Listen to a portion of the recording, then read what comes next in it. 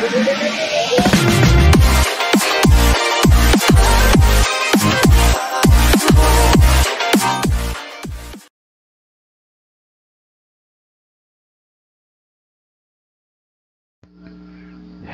and good day to all YouTube viewers out there. Welcome back to my another video tutorial in grade 8 mathematics, where learning mathematics is easy and simple. Without any further ado, let's get started. In today's video, I will discuss about factoring quadratic trinomial. Objectives of the lesson. At the end of this video lesson, the students shall be able to, number 1, factor a given expression in the form of quadratic trinomial, and number 2, solve problems involving polynomials or quadratic trinomial. But before we proceed to our topic, I want you to give a list of possible pair of numbers or integers that if we multiply them together, we will get the number or the given product. So let's say our given product is 6. So 6, it can be 3 and 2, and it can also be 6 and 1. For 8, 4 and 2, or 8 and 1. For 10, 2 and 5, or 10 and 1. For number 12 or 12, there are three possible pairs of number. We have 3 and 4, or 12 and 1, or 6 and 2. For 18, 6 and 3, 18 and 1, or 9 and 2. For 20, 5 and 4, 20 and 1, 2 and 10. And for 30, 5 and 6, 30 and 1, or 2 and 15. So these are possible pair of numbers that if we multiply them together, we will get the same product or number. So let's discuss about quadratic trinomial. Quadratic trinomial is in the form of ax squared plus bx plus c. So iba ito sa pinag-aralan natin nung una na trinomial. Yung unang trinomial na napag-aralan natin ay tungkol yan sa general trinomial. This time, ang pag-aaralan naman natin ay ang quadratic trinomial. So quadratic trinomial, 3 terms din siya na ang highest degree of term niya, gaya rin ng general trinomial, ay 2. 2 rin. Yun nga lang, ang pagkakaiba ay yung A ay meron siyang A na nasa tabi. So, where A is not equal to 1. So, ang A natin ay meron siyang numerical coefficient ang x squared natin. So, nangangahulugan na meron siyang number na nasa tabi niya. So, in this case, whenever you see this kind of expression, this is what we call quadratic trinomial. So, how do we multiply, how do we factor quadratic trinomial? So, in factoring quadratic trinomial, first we multiply the inner term and outer term. So, ano ba yung tinatawag na inner term? So, ito yung dalawang nasa gitna natin, yung dalawang nasa gitna ng dalawang factor, yun yung inners. So, therefore, m times x. And then, yung outer terms or outers, yun naman yung nasa sa dulo-dulo, magkabilaang dulo. Yung ax at yung n, yun yung, so, ax times n, so that, yun yung outer term natin. Na kapag inad natin yung inner terms, yung product ng inner terms at yung outer terms, that will be equivalent to our middle term of quadratic trinomial. So, yun ang magiging bx natin. So, therefore, bx is equal to mx, the product of inner terms, plus the product of outer terms. Okay? So, let's proceed. Okay, so for our first example, we have 3x squared plus 17x plus 10. So, this trinomial is in the form of ax squared plus bx plus c because meron siyang numerical coefficient yung x squared natin. Meron siyang katabing number. So here our a is 3, our b is 17, and our c is 10. So to factor quadratic trinomial, first look at the sign of our c. So ang c natin ay positive. So it's either dalawang positive yan, positive sign, or pwede ring dalawang negative sign. And alin dito sa dalawang ating gagamitin?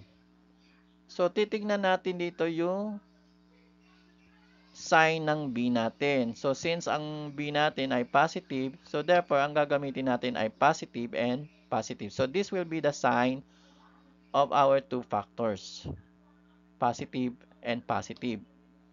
So, first term natin, alam na natin ang first term nito ng 3x squared, ito yung tinutukoy, 3x squared is 3x and x. So, ito yung magkapares, 3x and x. And for the last term, so there are two possible pairs of numbers. It's either 5 and 2 or 10 and 1. So, alin dito sa dalawang ito ang gagamitin natin?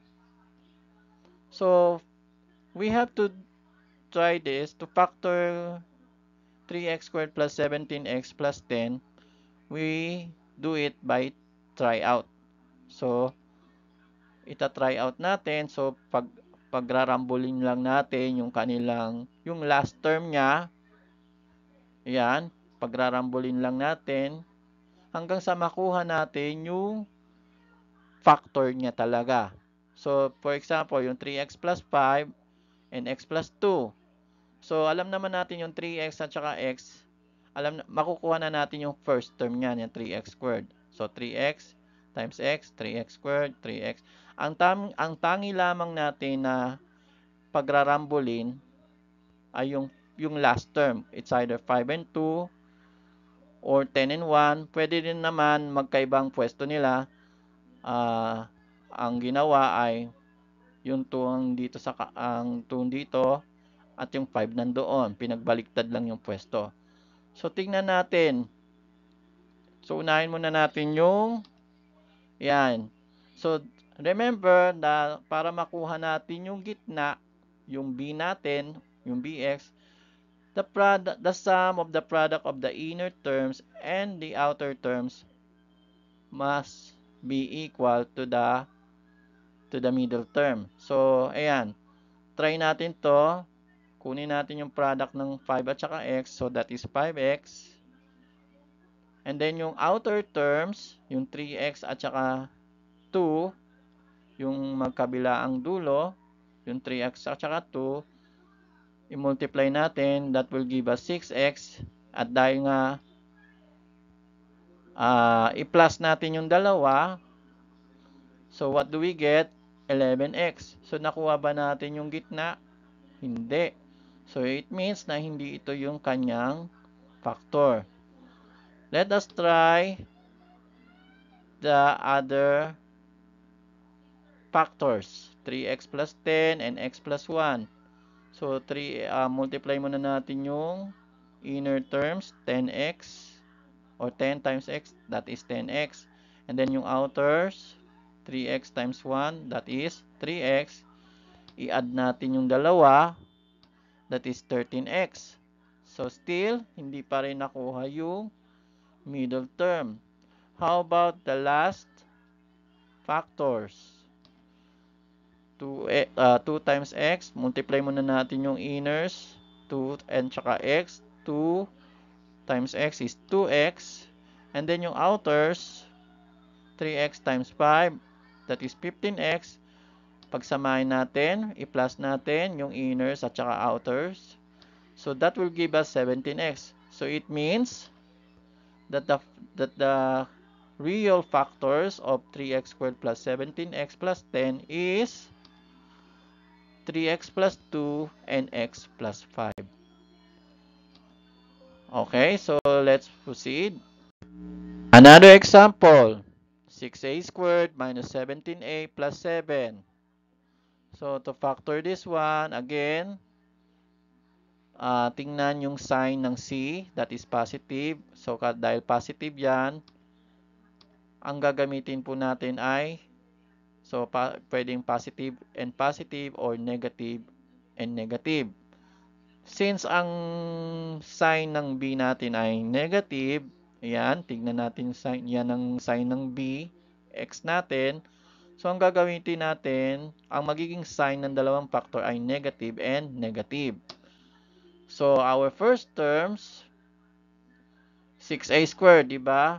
So it's either 6a and a or 3a and 2a. So pwede yan. 6a times a will give us 6a squared. And if you multiply 3a and 2a will also give us 6a squared. And the last term, isa lang naman yan eh. Isang pair of numbers lang yan, 7 and 1. Wala nang iba. So, to factor this one, let's do it by try out. So, yan. Nag-try out ako. So, 3a and 2a. Ginawa ko 3a and 2a. Yung isa naman a and 6a. Yung isa naman 3a and 2a. Then, ni-randomize ko o nirumble ko na lang yung last term. Yung 1 and 7, pinagbaliktad ko lang yung pwesto, 7 and 1. So hanggang sa makuha lang natin yung totoong factor niya dyan. So let's try. So, let us try the first one.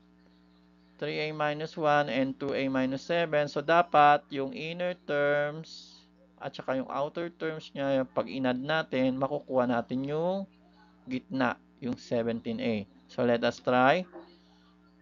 Negative 1 times 2a, that is negative 2a.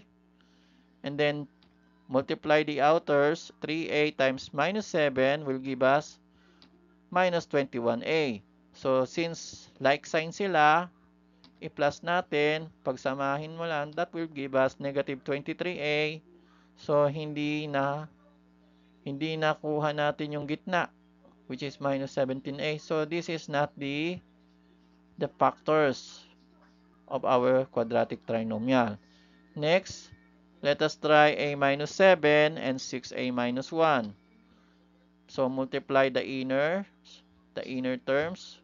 Minus 7 times 6a will give us minus 42a.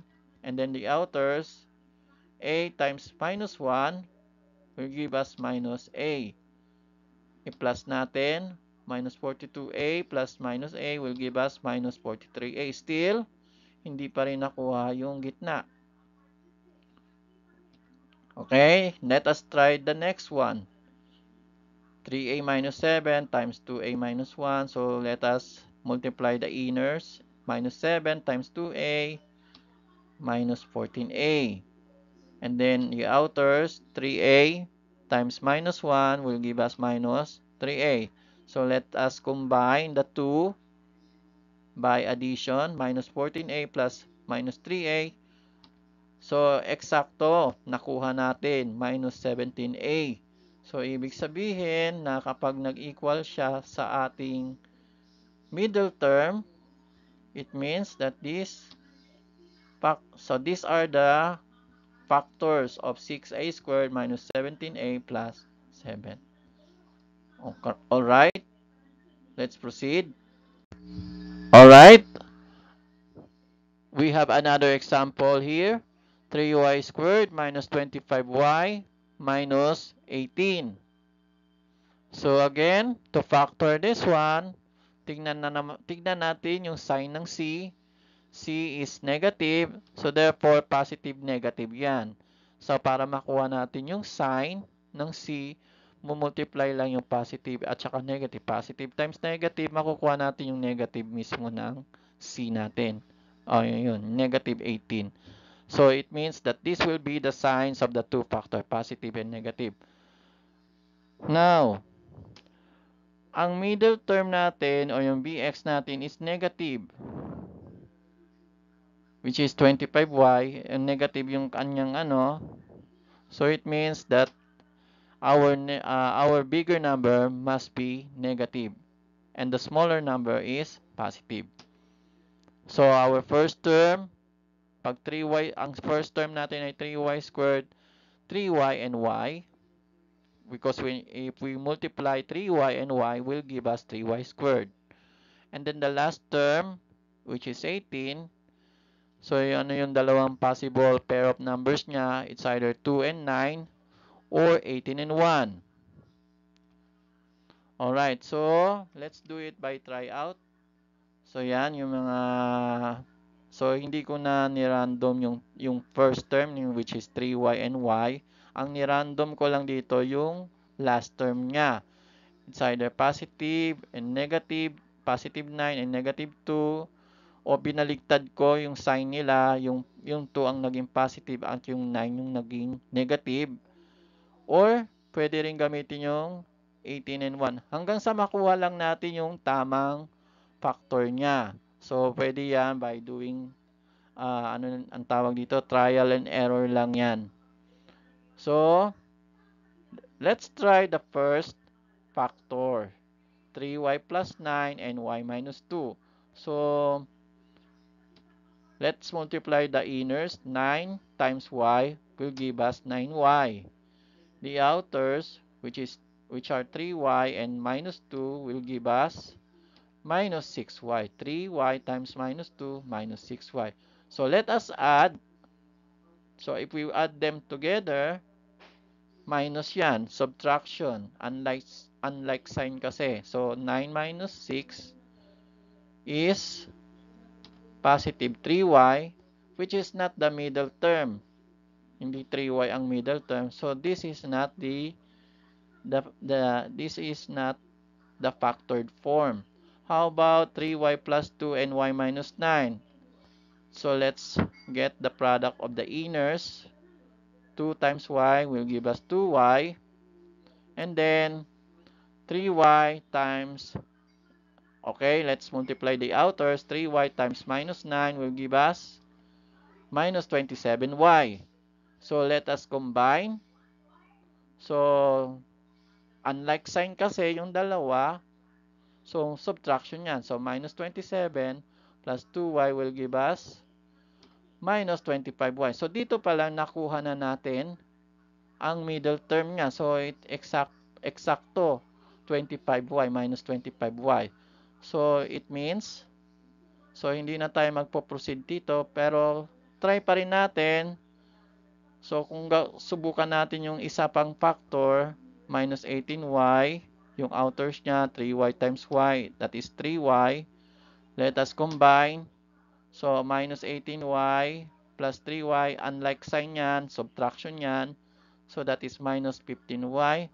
So, therefore, the factored form is 3y plus 2 and y minus 9. So, these are the factors of the given trinomial. Alright, so let's proceed. Okay, for our next example, which is 4x squared plus 6x minus 8. So again, para ma-factor natin, again, this is a quadratic trinomial dahil nga merong numerical coefficient ang x squared natin. Ax squared plus bx plus c yan. So, tignan natin muna yung sign ng last term. So as you can see, 4x squared plus 6x minus 8 can be factored. It is possible that this one can be factored out by taking out the GCF. So, kung pwede siyang i-factor, gawin ninyo kung maaari. Gaya nito, 4x squared plus 6x minus 8, pwede pa siyang gawing simple dahil nga may nakikita tayong GCF. So, ang GCF niya dyan ay yung 2. So, pag inalis natin yung GCF niya, so ito yung magiging itsura. 2 times quantity 2x squared plus 3x minus 4. So, as you can see, inalis natin yung GCF na 2.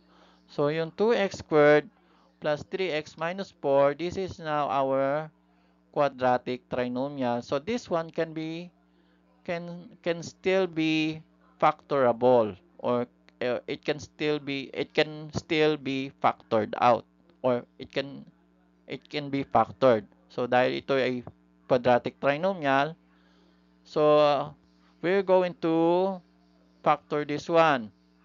So, first, dahil negative yan, okay, ang first term natin ay 2x and x. Ayan, ito yon, yung 2x squared ang first term niya, di ba? And yung last term niya ay yung c natin, which is 4, negative yung sign niyan. So, positive, negative yan. So last term niya, so there are two possible pairs of numbers for 4, 4 and 1, or 2 and 2. So, yan. So, yan yung mga posibleng maging factor niyan. So, yan. Ang ginawa ko, yung first term niya, 2x and x. 2x and x. Yung last term niya, binaligtad ko na lang. Yung 4 and 1, yung isa naman ay 1 and 2. So, pinagbaliktad ko na lang yung mga signs nila. So, ang ginagawa na lang natin ay trial and error na lang. Hanggang sa ganun naman dito sa sunod, 2x and x. So, plus 2, plus 2. So, ang tanong dito, alin dito ang tamang factor? So, remember, para malaman natin kung alin dito ang tunay na factor niya, kailangan yung sum ng inners at saka ng outers must be equal to the middle term, which is 3x. So, ang middle term natin dito ay yung bx natin ay 3x. So, let's try the first factors, 2x minus 4 and x plus 1. So, kunin natin yung product ng inners, minus 4 times x, minus 4x. And then yung outers, 2x times 1 is 2x. So, add them together. Dahil unlike sign, negative yung isa positive, subtraction. So, 4 minus 2 is 2. And then we copy the sign of the bigger number, which is 4x. So, susundin natin yung sign niya, which is negative. So, negative 2x. So, yung negative 2x, hindi yun ang middle term niya. So, let us try the other factors. 2x minus 1 and x plus 2. So, hindi naman kinakailangan na unahin natin yung inners. Pwede rin naman unahin natin yung outers niya. So, 2x times 2 will give us 4x. And then the inners, negative 1 times x is negative x. So, let us add them together. So, 4x plus minus x, unlike sign, subtraction yan. So, 4x plus minus x is 4x minus x. That is 3x. So, dito pa lang, nakuha na natin, no? Na yung middle term, eksakto. So, it means na ito na ngayon yung factor niya. 2x minus 1 and x plus 2. So, hindi na tayo tumuloy dito dahil nakuha naman natin yung factor niya. So, nangangahulugan na ang factor nito ng 2x squared plus 3x minus 4 is 2x minus 1 and x plus 2. Alright? So, let's proceed. Alright, this time we're going to solve a problem that involves a quadratic trinomial. So, I have here a problem. Find the dimensions of a rectangular prism by factoring whose volume is 40x cubed minus 68x squared plus 12x. So, ito yun yung kanyang expression, yung binigay na expression, 40x cubed minus 68x squared plus 12x.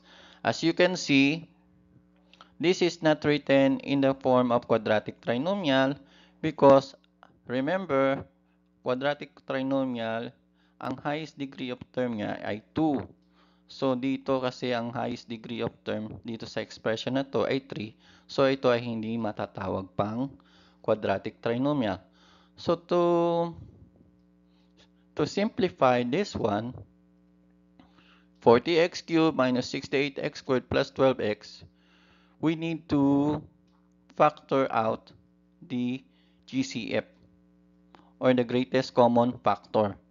So, ang nakikita nating greatest common factor dito sa expression na to ay 4x. So, 4x is the greatest common factor of this given trinomial. So let's see if this is correct. 4x times quantity 10x squared minus 17x plus 3. So, isa-isahin nating i-multiply. 4x times 10x squared, that will give us 40x cubed. 4x times minus 17x is negative 68x squared. And then 4x times 3 will give us 12x. And then, so as you can see, this expression now is written in the form of ax squared plus bx plus c. So this is now quadratic trinomial. We can now factor this one. So to factor this trinomial, first we need to list down the possible pairs of factors for the first term, which is 10x squared. So, sa first term natin kasi ay 10x squared. So, ang posibleng maging pair dyan ay 5x and 2x. 5x times 2x will give us 10x squared. Or pwede rin namang 10x and x. So, when we multiply 10x times x, it will also give us 10x squared. Then, for the last term, isa lang naman ang pair, isa lang naman ang pares dyan. 3 and 1. 3 times 1 is 3. Now, to factor this quadratic trinomial, as I said, we can do this by trial and error. So, yan. 5x minus 3 and 2x minus 1. So, 5x and 2x. Ang ginamit kong factor para sa first term ay 5x and 2x. Pwede naman pagbaliktarin ng pwesto. Yan, 2x and 5x. Yun nga lang, dito sa pangatlo, ginaya ko dito sa first pair of factors. So, kahit hindi na natin isama ito, kasi hindi ko lang na-edit. So, and then yung last term, yung 3 at saka 3 and 1. So, take note bakit parehas negative ang sign ng dalawang factor. Kasi nga, so when we factor the trinomial, the quadratic trinomial, always look for the sign of the last term or yung c natin. So since ang c natin ay positive, so ang dalawang ano niyan, pwedeng positive and positive ang sign or negative and negative. Eh dahil nga ang middle term niya ay negative, so titignan mo naman yung sign ng bx natin. Since ang bx natin ay negative, so ang pipiliin natin ay negative and negative. So that's why kung bakit negative ang sign ng dalawang factors. Now, let us find out kung alin sa dalawang ito ang factors ng 10x squared minus 17x plus 3. So, to find out the factor, kung alin dyan yung tamang factor, so, kunin natin yung outers at saka inners niya. So, outers muna ang unahin natin. So, 5x and minus 1. 5x times minus 1 will give us minus 5x. And then yung inners, negative 3 times 2x, that will give us negative 6x. So, let us add these two. Minus 5x plus minus 6x. So, it will give us minus 11x. Now, is minus 11x is the middle term? No. So, it means na hindi ito yung kanyang factor. Now, let us try the other pair of factors, 2x minus 3 and 5x minus 1. So, kunin naman natin yung inners niya. So, negative 3 and 5x, negative 3 times 5x, that will give us negative 15x. And then for outers, 2x and minus 1 or negative 1, 2x times negative 1, that will give us negative 2x. Combine these two by addition. So, i-plus natin, negative 15x plus negative 2x, that will give us negative 17x. So, dito, nakuha na natin ang middle term niya.